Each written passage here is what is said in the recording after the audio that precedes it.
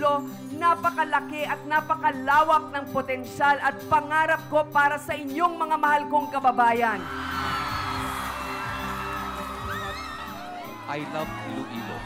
Ako Ilonggo kitya 101%. Pumili kayo ng mga leader na papalabasin ang galing ng Pilipino. Dun sa 12, isang upuan po para sa ordinaryong manggagawa. The best fighting unit against illegal drugs is the Filipino family.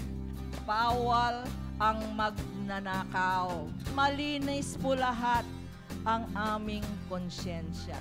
Ang mga galit sa akin, yung mga kawatan, mga magnanakaw. Sa paglago ng ekonomiya, lahat po ay makikinabang.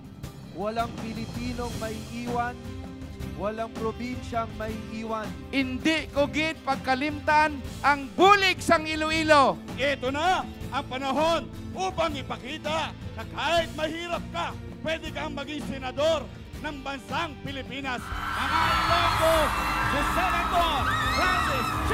Escudero. Layunin namin ni Senator Grace, pagsilbihan ang bawat isa sa inyo. Ang Pilipinong pinanganak na mahirap, hindi po dapat mamatay din ng mahirap. Pagdating ng araw ng halalan, pantay-pantay tayo. Ang gabing ito ay aalay ko sa patuloy na pagpapasalamat sa pagmamahal na ipinapakita nyo.